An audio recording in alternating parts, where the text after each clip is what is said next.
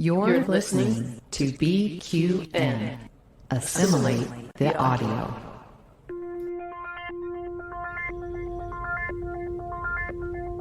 Engage.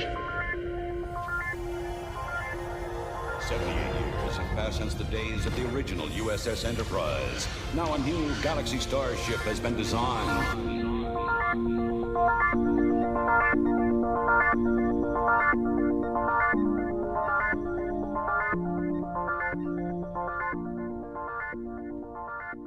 Transporter Chief, beam our listeners aboard. Welcome to Galaxy Class, a Star Trek Next Generation podcast on BQN and the Fandom Podcast Network. I am your host, Counselor Amy Nelson, and with me today I have Diplomatic Standard Bearer Kevin Scarf. Hello, Kevin. Hello, it's good to be back and doing a regular show for a change. Oh my gosh, yes. That was a fun 10 weeks. It was. Yeah, it was nice to have a week off because we had recorded that Batleth battle before. Yeah. If people wondered why things sounded a little wonky, that was one of our very first StreamYard recordings and one of the first that I did without Amy around to walk me through it. It was pre-Picard, so some of the things we said, especially about preemptive strike, might not have sounded quite as important to canon as well, Rhea has a post later, and we'll talk about that. So, there were some things that we talked about, and that was all pre-Picard. So we did record that over 10 weeks ago. So. Yeah, so good. Well, today we have a special guest host, Mark White from All Good Things. Mark, welcome to Galaxy Class. Hey guys, it's nice to be back in Galaxy Class. Thanks for beaming me back on board. It's always a fun time when I can participate in the discussion over here. It's great. Mm-hmm. Very good. And how did you enjoy Picard? Oh, Picard was fantastic. I absolutely loved it. I think, like a lot of people, watched most episodes again and again, and each time got something else out of it, experienced it in a different way. And it's great seeing, it was almost like seeing more TNG episodes 20 years on. So that was great. Loved it. Mm-hmm. Yeah. Now, listeners, if you'd like to hear more of our thoughts, you can tune into All Good Things, where we had our escape pod and we gave little tidbits of our thoughts as we were going through. And we, had a good discussion time over there. So, all right. Well, let's check the communication array and see if we have any comments from our listeners. Logs accessed. So last week, as we mentioned, we had the Batleth battle, which was schisms versus preemptive strike. Mm-hmm. And like I said, Rhea had mentioned, she had commented on that. She was giggling and listening to y'all discuss the importance of canon of preemptive strike. Yeah, and of course, that was pre-Picard. We had no idea we were going to see Ro again. We thought she was gone for good. And so that was kind of fun to listen to a pre-Picard episode. It was fun. Yeah, I mean, who knew that we would be getting Ensign Ro? Mm-hmm. Yeah, no, that was a nice surprise. Who Mark, knew? go ahead, read the next one. Well, birthday boy Paul Wright Jr., he writes, great episode. So happy birthday to Paul. And I'm glad you enjoyed the episode. I also was smiling as I listened along. I always will listen to Galaxy Class, and I found the episode previously so enjoyable. There was a little bit of stumbles, but that kind of made it more enjoyable as well. The multiple beam-ins and whatnot, it just made me chuckle. So I thoroughly enjoyed the episode as well. So yeah, with you, Paul. Let me just say, there were several things happening that day. We had just recorded an episode of Infinite Diversity. We were going to record a Hive Mind later. We had a very short window to record a Galaxy Class, and we had teamed up with Thad and Chrissie to do 2 episodes back to back, and we were in the middle. It just turned into a giggle fest because it was a marathon podcasting day. Loved it. Yep. It really was a fun morning of podcasting. Yes, the all-day event of Mhm. podcasting. This is the captain. Senior officers will report to my ready room immediately. Today, listeners, we are going to start inviting you to come on Galaxy Class to talk about next gen episodes that interest you. And we're going to call this our listener's choice. And this was put forward by Ria. Thought this would be a good idea to get the listener participation and to come on. And yeah, very excited. So please let us know if you would like to come aboard Galaxy Class to talk about an episode. And today, this is why we have Mark with us. Because Mark, you've been listening to Galaxy Class. I was trying to think, when did you start listening to Galaxy Class? Or was it Earl Grey? Earl Grey? Yeah, so I got you guys on the tail end of Earl Grey, and I was like, what in the heck? What's happening? And then everybody jumped ship and started new show, and I started following along from the beginning of Galaxy Class as well. But I remember I used to walk to work, and it would take about an hour to walk to work. And so in the mornings, as I was walking, I would put on podcast, and like I said, it was usually Earl Grey or early Galaxy Class, and I'd listen as I walked, and it really helped me start the day on the best foot. So much fun. Aw. That's nice. Nice. Mark, you have chosen a season 7 episode, Eye of the Beholder. So give us a little background. Why did you choose this episode? Well, so I actually had planned on picking a Geordie episode because Geordie's my guy. And so I was going and I was doing research on that. And I also wanted to find something that I don't think you'd covered before. And I listen, like I said, every week, and I don't remember you guys covering Eye of the Beholder. And I don't know why it came up in my Geordie searches, because it's a totally Deanna Troi episode. But when I found it, I was like, oh yeah, that one. I love that episode. I tend to gravitate more towards the oddball psychological thriller kind of episodes, like Frame of Mind and things like that. And so that fits into that category. I also, I think the subject matter was really important. I have, had to think about mental health through most of my life. My life's been touched by, sadly, a friend of mine that has passed on. And, it is something that, I've struggled with in the past with, suicide thoughts and whatnot. And I think it is a very important subject to cover. And I think they do a really good job in this episode of seeing the ramifications of what happens to the lives around, that person, because that person might be thinking like all about themselves and in their head of like, I have all of this pain that I'm carrying and what am I going to do with it? But they don't necessarily realize the ripple effect it'll cause on everybody around you, and so this episode does a good job exploring that. Yeah, very, very true. I do think that this discussion will be deep. So listeners, if there's any triggers that you might have with suicide, please be aware that we will be delving into this topic today.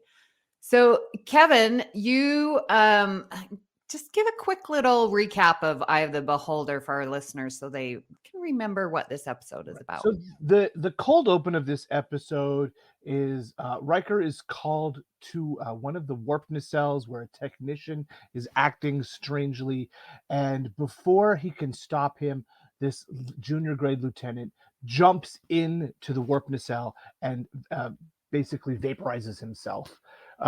So we have a mystery as to why this seemingly perfectly healthy and mentally capable man has decided to kill himself, which is why we bring in the amazing detective duo of Worf and Deanna.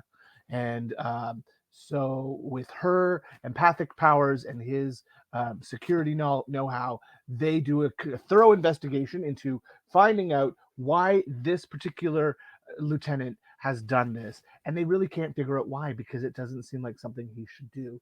They discover that something is deep inside the ship that's been there since the ship was built. And as Deanna investigates further, it triggers something in her empathic/telepathic abilities, where she's getting flashbacks of a very horrific event that happened on the Enterprise before it left the shipyard. And from there, we discover who the real culprit is and how long ago things actually happened. Wow, great summary. Thank you. It's like I just watched it. I kind of did. Yeah, very nicely done. Thank you. So let's just jump right into it. I really was impressed with Data and Geordi's conversation when Data comes up and he's like, isn't self-preservation, a strong desire in every living being? And why would someone choose to terminate their own existence?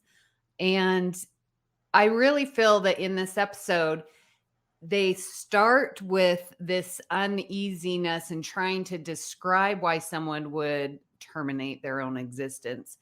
And then throughout the episode, we almost relive those reasons as we are relating to what Troy is going through. Because at that moment where she's, runs up and is wanting to jump in and she says, I know what I have to do. Like, all of that trauma comes back to these reasons of why someone would end their own life. And Geordi answers the question, Data's question, to the best of his ability, is like, well, maybe there's something wrong, something that you might feel powerless to fix. And I thought, man, that despair has to be so great because, as Data says, self-preservation, like, that's in our core. I thought it was really interesting having Data discuss his own feelings about it, and the fact that they chose him to be the character to say that he had thought about it before. That kind of, I didn't remember that, and so it really flipped my switch. I was like, Data? What? And that's something I think really smart of the writers, because usually it's people that you don't expect. It seems like happy, bubbly, well put together people. Robin Williams comes to mind. You would never expect. Well, you'd never expect Data either. And the fact that his reasoning is like he didn't quite know what was going on with his head, whether or not the neural pathways that he was forming were going to work or not.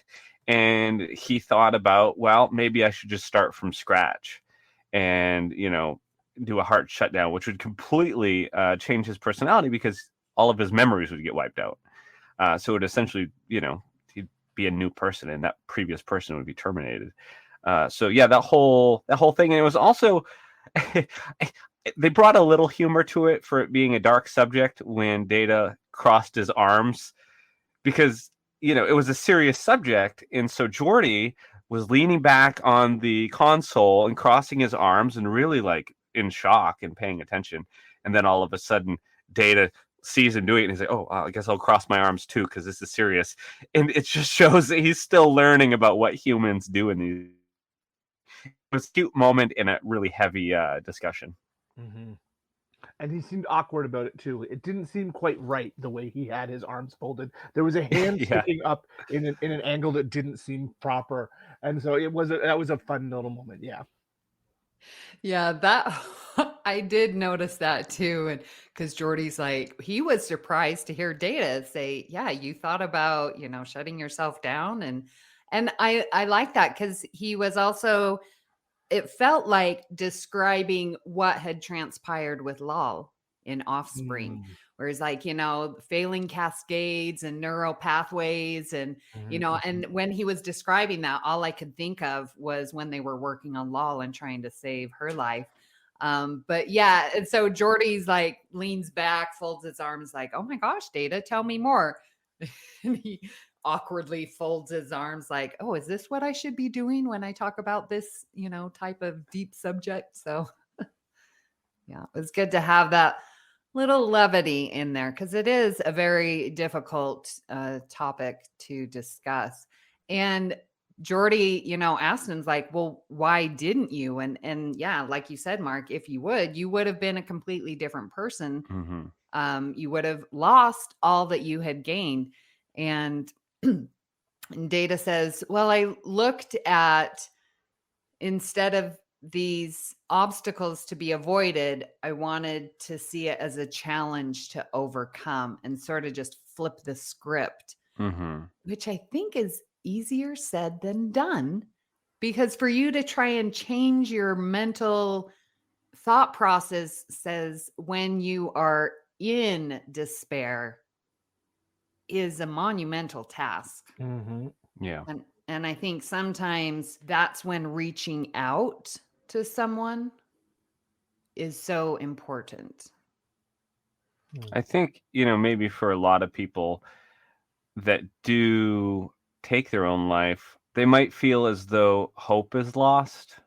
It's not so much that they really want their lives to end. I think a lot of them would prefer their life to continue, but without hope, they don't have much of a reason, right? And so reaching out, like you said, is that sort of looking for hope in some way.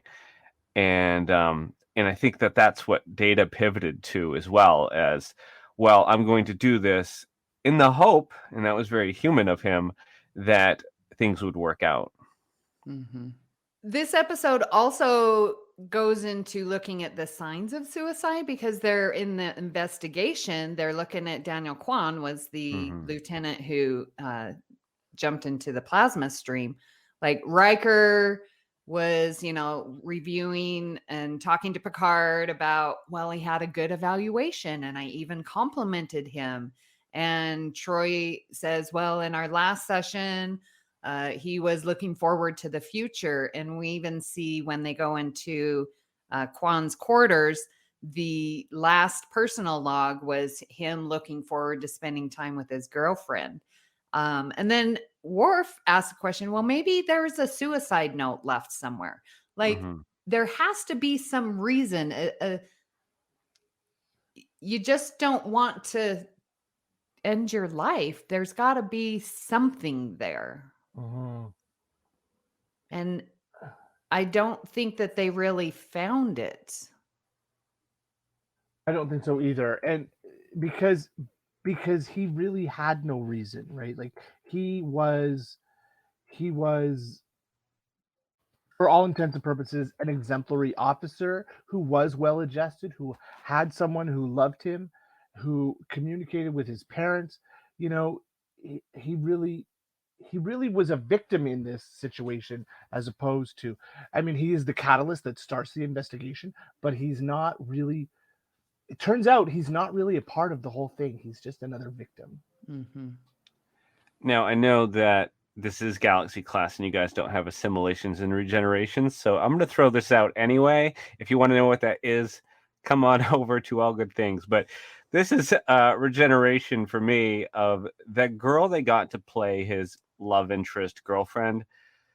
I mean, did not look like somebody that just lost their partner at all. She got her makeup all done up. She's just like very casual, like, well, I don't know. I mean, I don't understand why, if he loved me, he would ever do something like that. It's just very like a matter of fact. Like she didn't seem torn up at all. And I'm just looking at her like, seriously? Like that is not, I mean, you could have acted it a little bit. Like there was like zero acting ability. She just came up like a Revlon commercial or something the week before. And then she came onto this show. Totally had no idea. Barely read the script. I think somebody just in the office thought she was cute and threw her in. Brandon Braga, I'm looking at you. Anyway, I don't know. I didn't get it. So it kind of took me out of the episode, because if you actually have been touched by somebody that has been through suicide, I don't care if you're just adjacent or close to the person or what have you, but there's this just, it's like the breath comes out of your body, and just this shock. and this deep contemplation and just this overwhelming sense of like, could I have done something? And she brought none of it. So it kind of took me out of the episode. Anyway, that was my regeneration. Mm, No, I get that. yeah, that's a good point. One of my regenerations, since we're talking, was when Daniel Kwan was standing and saying, "Oh, I know what I have to do," and then he jumps. He was behind the force field and then just jumps right through. What kind of force field is that? Not a very strong one. It's a one-way force field to keep this is headcanon now. It's a one-way force field that keeps the Plasma. the plasma or the radiation from entering the workspace. Oh, okay. I'll go Thank with you that. for that, Kevin. There you Appreciate it. Regenerations. Do I have any regenerations? Our listeners are like, what is that? I say, for me, Riker comes off looking like a bit of a cad here because he's like in his main scene after the cold open is him just hitting on some lieutenant that in 10 forward, and I guess Riker does what Riker does, but I don't know. It was I like Riker and Troy. We like Riker and Troy to be together. And speaking of which, this really is the beginning of the Troy-Worf relationship, right? So we haven't really talked about that. This is Worf. Well, parallels, wasn't that before? It is, but that was only really in Worf's mind at that point, right? Like he hadn't done anything to affect our Deanna. And this is the first time that Worf has made any motions towards Deanna in this timeline. But is it really this timeline? Because I have a question. When does Troy's vision start? When is this the alternate? When is this a different reality? Because she's having a vision and all of this investigation is in her mind while she's standing. For me, I think it starts the morning after when both Troy and Worf are called to sick bay separately, and they go down there, and that's when she starts having this vision of, not a vision, just a feeling of being a jilted lover, because she's getting these images of Worf and the medtech Calloway. Was it Calloway? I think that's where she's really slipped into this image, into this brain change. I feel that it starts much earlier. Oh, really? When she goes and she has the first experience, and then like all of a sudden everyone's gone, like Worf isn't there. Like the first time it's just her and Worf, and then she like gets dizzy. I feel that's when it starts. So the entire episode in my mind is a different reality. Mark, when do you think this different reality starts? How much of the episode is that Troy saying it was just a few seconds? That, I mean, what you had said, Amy, that spot where all of a sudden Worf's just gone. I feel like it happens then, really early on in the episode. And I've always had that impression, like through all the rewatches, that it was at that point. It just makes the most sense because all of a sudden, like, her reality is changed, So yeah, that's what I got out of it. Yeah, but she slips in and out of it, doesn't she? And I don't know if she would have hallucinated the scene where Worf goes to Riker looking for validation of a relationship that hasn't happened yet, right? I don't think she would have, like, in my mind, she's hallucinating events where she would be present, and she's not present at that. So that's a good point. That's why I think she slips in and out of it, and it becomes more realized the morning after they've spent the night together. Huh. It's so trickily written, I guess, because I still am not ready to give up what I think, but I totally see what you're saying. And that's what makes it weird. And I'm always wondering, Mhm. like, what part of the episode is just this empathic feeling that she's having? Yeah, I don't know. That's a good question. Yeah. But she was Listeners. also under a neural inhibitor too, right? To inhibit her empathic powers. So That seemed to make it worse. yeah, Yeah, it kind of did. did. Well, I think sometimes being in this alternate reality sometimes can help you go through some of the process if you have lost someone to suicide.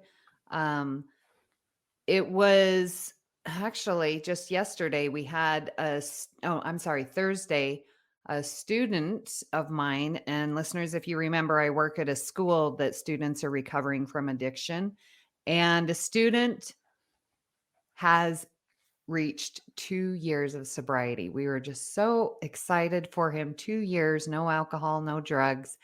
And he, on these big momentous occasions and anniversaries, and they call them birthdays, the students share their story. And he was sharing with us his home life and just how terrible it was. And he said that it got to a point where he held a gun to his head and he actually pulled the trigger, but the gun didn't go off. I could not believe that a student at age 15 had already experienced so much despair that he felt that this was the best alternative for him. And I'm just so grateful that he is here with us to share his story. Mm. Was really close. And I cannot imagine. I cannot imagine. Oh. Absolutely. It took a lot of strength to make the decision to not try again. Yeah. So that was very brave of your student. Yeah. Amazing. Hug him for me. Oh, I did. I've hugged him every day.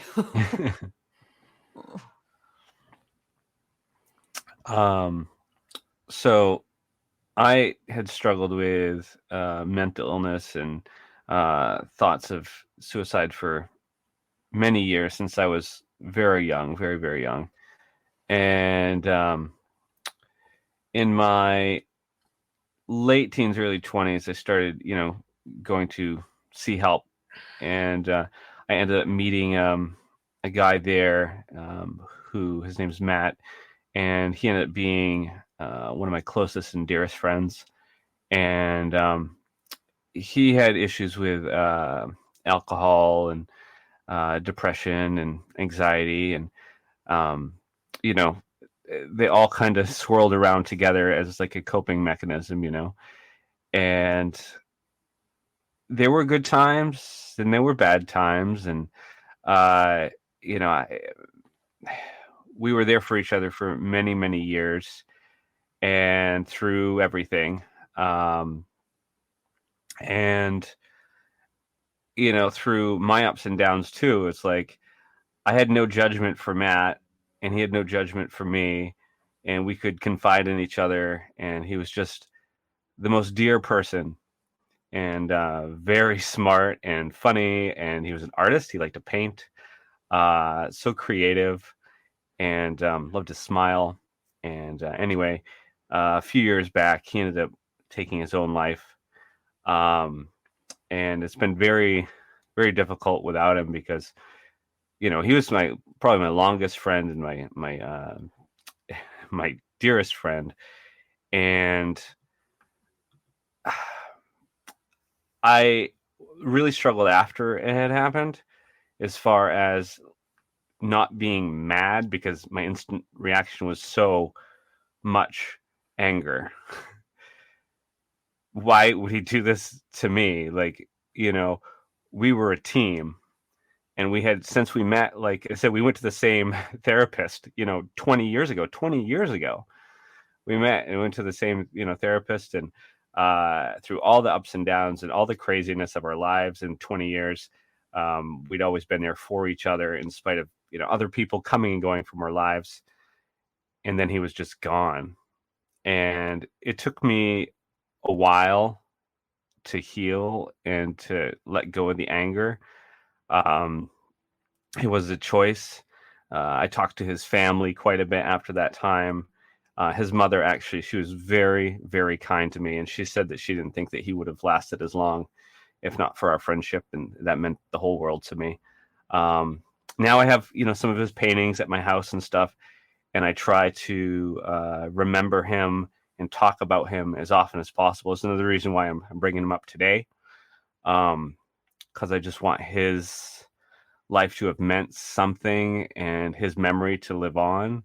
Because he was and will always be a part of who I am. And so yeah, if I can get his name out there and talk about him a little bit, that's what I'm gonna do. But yeah, people, I think, in that situation, they probably have the mindset that, oh, well, they'll get over it. This person X will get over it, or that person, their mother, their father, their best friend, whoever. Oh, I'm not really that important to them. That's probably, what they're feeling. I felt like that before, as though if I were to not be on this planet, it wouldn't mean anything to anybody. But my friend, Matt, has proven that even though he might have thought that his life didn't mean something, it meant a heck of a lot to me. And it has changed, his leaving this earth has made a huge impact on my life and his mother's life and his brother and, nephews and nieces and stuff. We've all been affected, and we're all feeling his loss to this day, a few years later. Wow. And, suicide can affect all walks of life. It's scary. I had a second cousin. Supposedly everything was going great. From the outside, he was going to university. He had a girlfriend, grew up in a great family, very supportive, 2-parent home, very well-to-do. And just from the outside, you're like, man, this kid had everything. And then come to find out, my cousin is telling us that her son committed suicide. And you just never know what's going through, that despair that someone can feel. Little tangentially, my mother, who passed away last August, she had leukemia for 4 years and went through 2 years of chemotherapy and just, fought. And then it came back again. And when she told me that she was not going to go back to treatment, it broke me. I was like, why, Mom? And again, there's something, I'm like, where's that self-preservation at this time for her? She had to have been feeling despair that this is just not anything that she can fight and win. Then it's like, well, sort of, if we look at the legality of it, is assisted suicide, should that be an option? Well, and it's a quality of life issue too. Mm-hmm. And this is something that I'm very passionate about, is, like a woman's right to choose what's done with her body, but also like a human's choice to do with, their life, what they're going to do. And that is one of the few actual choices we have, right? So I've been affected by suicide, and I'm definitely not a fan, obviously, but I can understand, and this is, what talking about Matt has done, and talking about him with his mom and whatnot, is he had suffered 4 years in silence, and nobody understood the pain he was going through, right? And so part of the healing process for me was understanding that he held on as long as he could with the pain he was dealing with, for me, for his mom, for his brother, for all his friends. He held on as long as he possibly could, but he was dealing with that pain. And I think it's the same for your mom. It's like she tried and fought as long as she possibly could. But at some point it was a quality of life issue where, she wasn't living the life that, she had wanted to live. And she didn't want to necessarily be a burden to anybody else. Not that she was, but, she might have felt that she was, so she wanted to go on her own terms without the pain. So that's definitely understandable. Yeah. And she kept saying, "Oh, I don't want to be a burden." I'm like, "Oh my gosh, mother." But that's how she felt. You can't say, "Oh, well, don't feel that way." Well, that's how she feels. So. Yeah, I feel very blessed that this has not touched my life in any way, really. But you were talking about end of life decisions, and here in Canada, it is legal. Doctors can't be charged with helping someone to die if they meet certain criteria. There are criteria in the laws that say, that the person does have a right to choose, and doctors and nurse practitioners can assist. So we're pretty progressive here, and it allows that to happen. Wow, I did not know that. We should get back to the topic at hand, though, which is this episode. Don't you think? Yes. And I think it does go do a somewhat good job of exploring the survivors. So where they they go talk to Ensign Calloway, who's Daniel Kwan's girlfriend. And yeah, as you said, Mark, like, she's not really that broken up about it. Riker and Troy and Picard seemed more broken up about it than his actual girlfriend. Right. And she just was incredulous. And she, one thing that she did say, I could definitely feel, it's like, I just expect him to come walking in through the door and everything's going to be fine. I definitely felt that. Yeah, me too. But that was more the writers. Yeah. Than her delivery of it. Yeah, than the delivery for sure. Well, and then Troy and Worf, or no, just Troy talks to Lieutenant Nara, who was Kwan's commanding officer. And do we know what species she is, by the way? With the weird nose prosthetic. Let's see if I can find that out. Yeah. Well, and she, as a commanding officer, is asked the question, did I miss any of the warning signs? Well, obviously, in this case, there's not going to be any because he was obviously affected by this empathic experience back at Utopia Planitia. What I appreciate about this, though, is that even though the character took his life, because he had done that, Starfleet, Commander Riker and Worf and Troy, they were all able to uncover this other murder that had taken place, I guess, on the ship years back at Utopia Planitia. And so what could have been just a meaningless death almost ended up having meaning because it shone light on this whole other thing. Oh, yeah, that's a really good point. Yeah. So according to Memory Alpha, Lieutenant J.G. Nara was a nacelle control room supervisor. She was of a species whose distinguishing characteristics included enhanced facial ridges on their forehead and nostrils extenuated over their nose.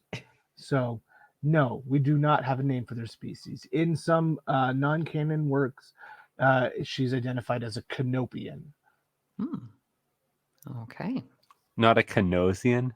I see what you did there. We got to bring a little levity to this conversation.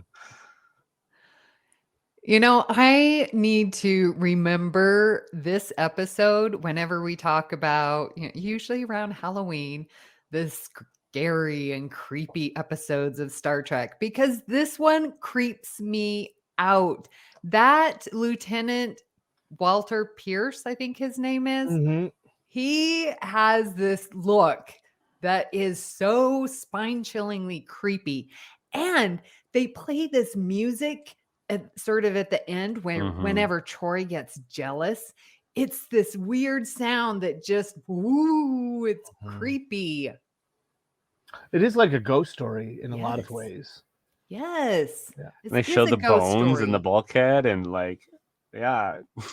it's pretty creepy. But again, that turned out to be not true either. There was no bones. There was just there were just some biological matter. That's right. That whole thing was a Oh. hallucination. Yeah, and Pierce was a hallucination too, right? When they're going through records and Troy says to Worf, "Oh, Pierce, I remember when he came on board this ship 6 months ago. He never did. He was never there." I don't understand anything anymore. Wait, what? Pierce was never on the Enterprise? No, he died. He died at Utopia Planitia. He was the one who caused everything. Oh, yeah, and it was his imprint because he's the Because his half grandmother Betazoid. was a Betazoid. Yeah. So somehow his biological remains being in that nacelle triggered other people who have empathic abilities. But wait a minute. So he still did kill that Yes. girl or guy? Who's the one that? Did he kill both of them? I think he killed both of them, didn't he? Yeah. And then he killed himself. And then he killed himself. It was a murder-suicide. Oh. Yeah. Man, why is this episode so hard for me to understand? it's Because I don't know tricky. what's real. Yeah. It is tricky. But that dawned on me today. It's like, oh, Pierce was never on the Enterprise. See, So- that's what makes me think Troy's vision started way earlier in the episode. I don't know. Okay. So I wanted to ask, because when they, in Troy's vision, empath vision, they remove the panel, they scan it, and there's, bones there. I was wondering, have you ever found something intentionally left by home builders if you did any remodeling or getting into walls or anything? I haven't found any bones, Amy, if that's what you mean. Well, that's good. I did do some. Found a lot of skeletons in my closet. I did work for a contractor a couple of times in my life, and we would go through, and I usually ended up doing a lot of the demo stuff because destroying things is a lot easier than building things. And I found sometimes there'll be some people will, for good luck, leave money in the walls, and so I found some money, not a lot, but some money in the walls. Also, some antique cars, like little race cars and whatnot, things like that. People will lock up in the walls for some odd reason or whatever, but never like a fully enclosed time capsule per se. Mhm. Strange you talk about money in the walls. When after my grandparents had moved out of their house and we were closing it up to sell it, we found money in the walls. Because my grandparents, especially my grandfather, they were of a generation, they lived through the Depression, that's what you did. If you had some savings, you saved it and you put it in jars and hid it in your house. So my aunt and my dad found hundreds, if not thousands of dollars hidden around the house.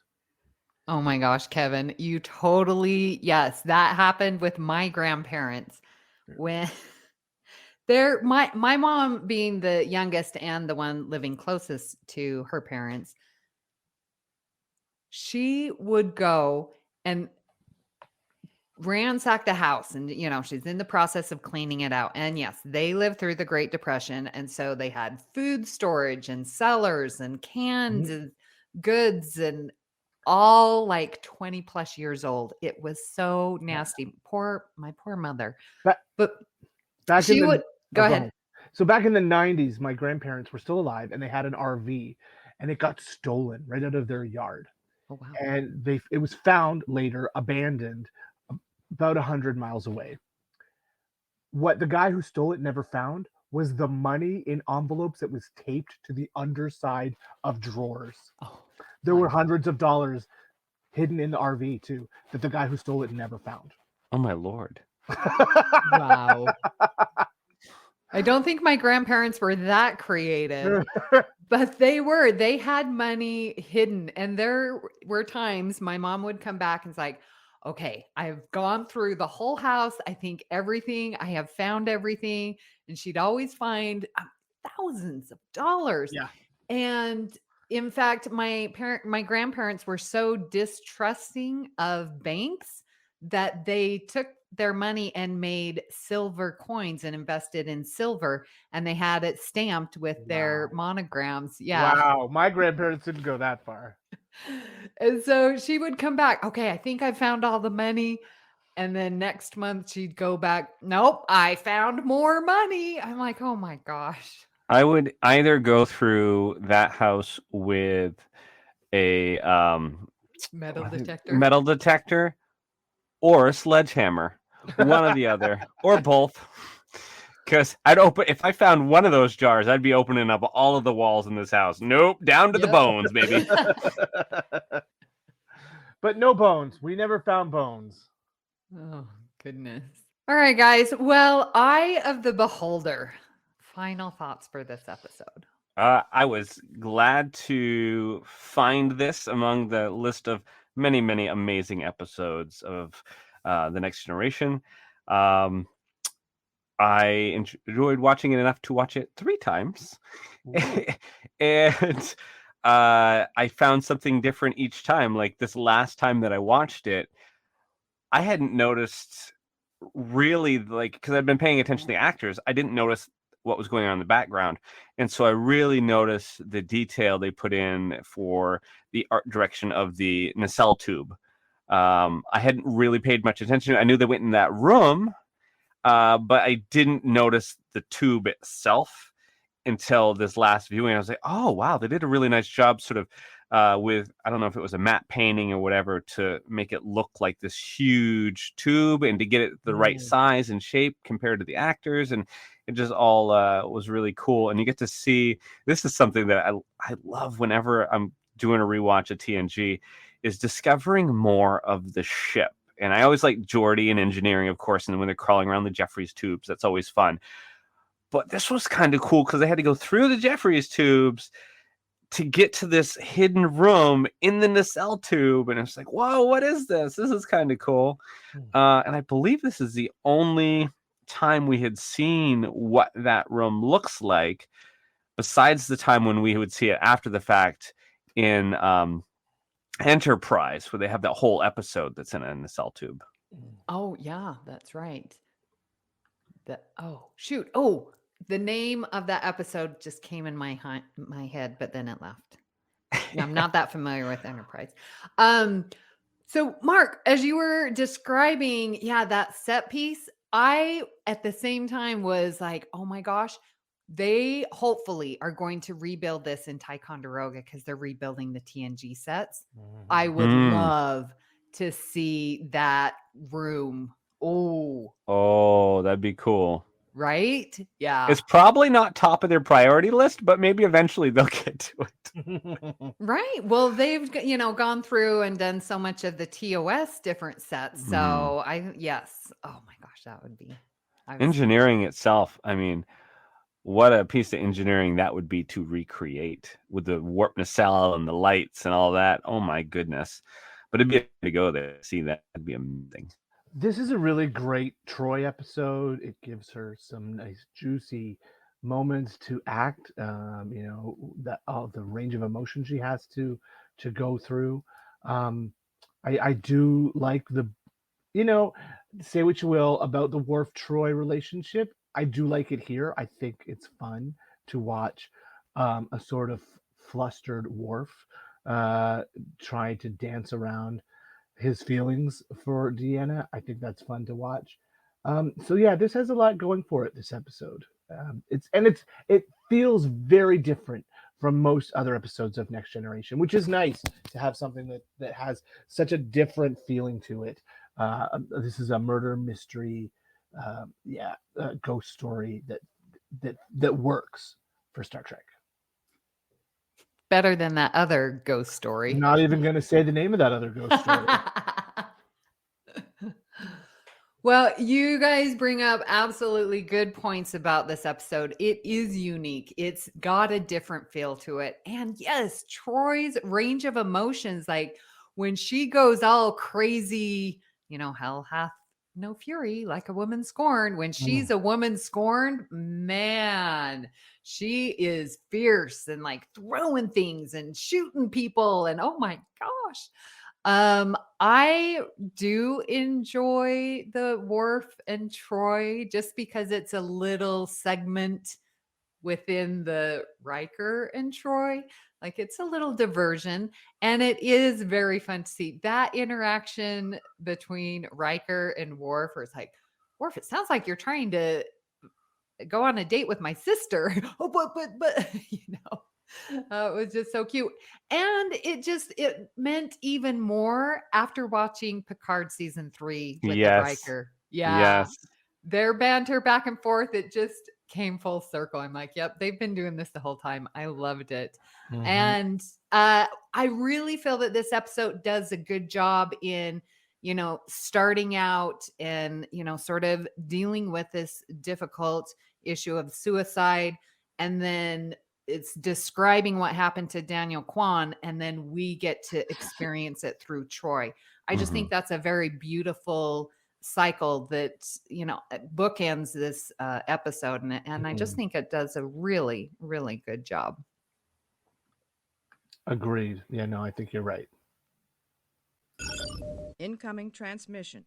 Well, here at Galaxy Class, we would very much like to have an open invitation that if you are dealing with thoughts of suicide or depression or anxiety and need somebody to talk to, please don't hesitate to call. We're giving you guys a few numbers to call. In the United States, the suicide prevention hotline is just 988. So it's the same as like 911. It's 988. And you can reach somebody to talk about your problems. It's there 24 hours a day. And it's free, one of the few things that are. So please, if you just need somebody to talk to, just call that number. In Canada, that number is 1-833-456-4566.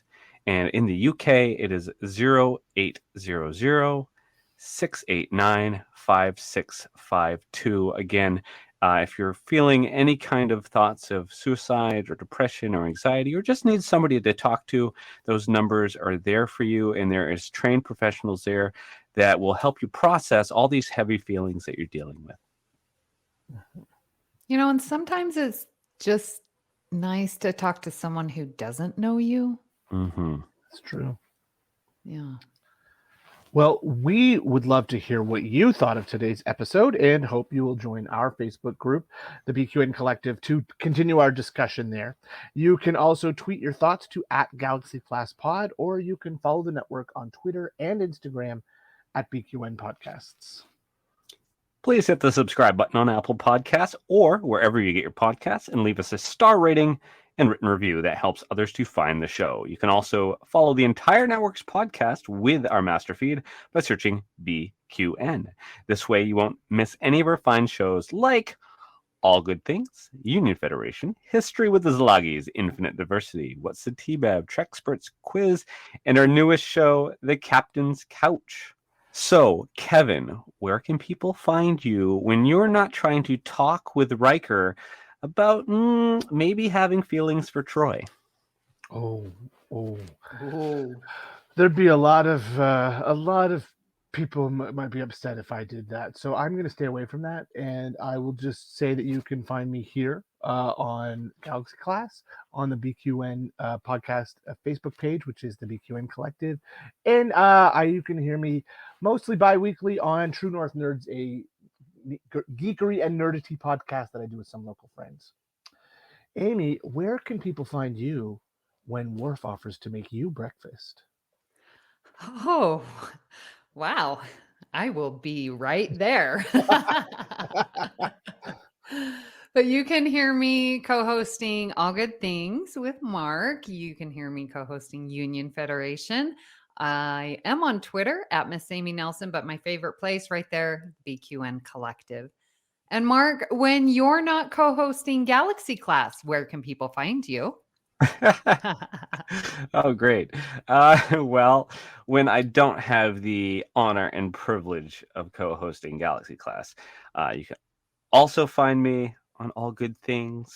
You can find me on Twitter at MarkWhite207. You can find me on the BQN Collective Facebook page. And if you become a patron of the network on Patreon, you can listen to my show, It's Green. And my last guest was Amy, and we had a blast. So there's that. Did. Priority 1 message from Starfleet coming in on secured channel. So if you'd like to help us keep all of our shows coming to you each week, you can become a patron of the network on Patreon. We're putting up more exclusive content for our patrons that you won't want to miss, like It's Green or Amy's Math Moments.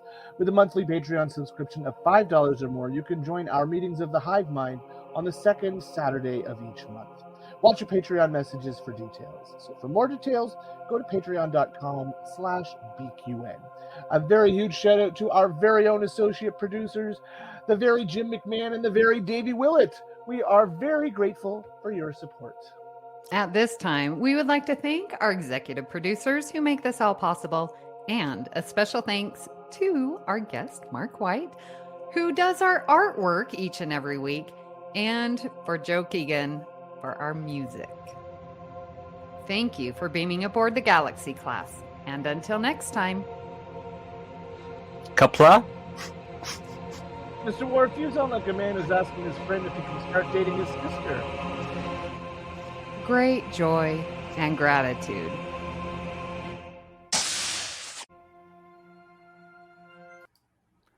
Ooh, what if I stop it there? You're muted, Kevin. I said, ooh, what if? I know. I didn't know what to say. It just came out. Like kapla? I've That never means heard something. kapla with a question mark before. That's more like kerplunk. Kerplunk. Remember the game Kerplunk where you pull the little sticks out and the balls fall down? Oh, yeah. Kerplunk! Where are we going, Amy? I know. So, okay. You're driving the ship. I know. This is a tough Like, to you're drive. driving like Troy. We're going to crash into Viridian 3. We Was can her salvage only this. All hands abandoned ship. I repeat. Escape pod.